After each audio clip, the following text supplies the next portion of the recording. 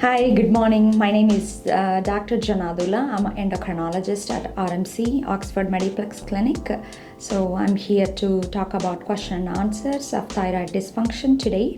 First question is, what are the most common signs of thyroid issues? Most common signs of thyroid issues are two kinds. One is underactive thyroid and another is overactive thyroid. Underactive thyroid is called hypothyroidism, so you would expect symptoms of extreme fatigue, depression, weight gain, puffiness, hair problems, and dry skin, and heavy irregular periods with hypothyroidism. And the other entity is hyperthyroidism, where you would expect a hyperactive gland and excess thyroid hormones, and you feel irritability, sleeplessness, fatigue again, and scanty periods, increased heart rate, signs and symptoms with that. The next question is, what are the most thyroid conditions do I see in my clinic? So in my clinic, I see most commonly hypothyroidism,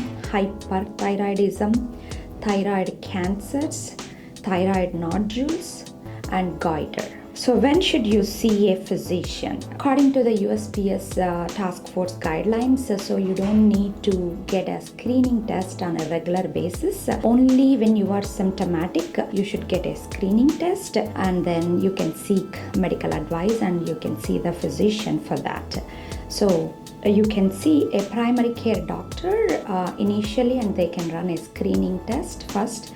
And if it is abnormal, then they can refer to the endocrinologist. How do you get tested? So the first screening test is TSH, thyroid stimulating hormone. So that can tell us whether you have any thyroid dysfunction.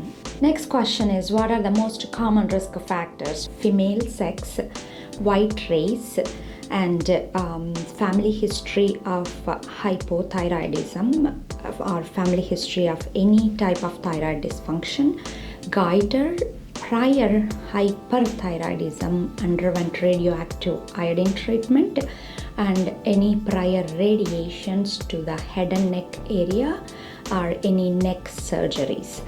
Common risk factors for hyperthyroidism. So more or less similar. Female sex, advancing age, and black race, and previous thyroid problems, or family history of a thyroid dysfunction.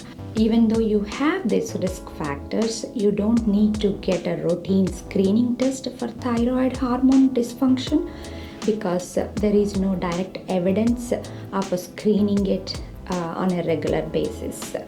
So only when you are symptomatic, pregnant, and in newborns, you need to test for thyroid dysfunction with the TSH. What is Hashimotos Thyroiditis?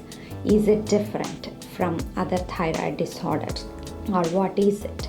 So Hashimotos Thyroiditis is a chronic autoimmune thyroiditis. Basically, it is an autoimmune condition where your immune system affects your thyroid gland, and it may cause either way hypothyroidism or hyperthyroidism.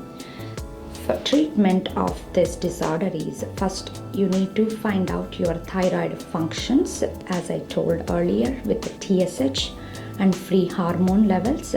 If those are abnormal, then you need a treatment.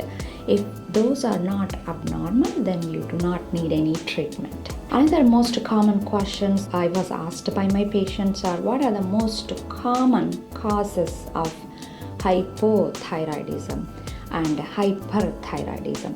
So the most common cause of hypothyroidism in the United States is autoimmune condition. In Asian countries, it's iodine deficiency. And coming to hyperthyroidism, most common cause of hyperthyroidism is Graves' disease. How do we know the causes? So for the causes, we do not need any particular blood test. So we only need a thyroid function test. If they are abnormal, so we do treatment accordingly.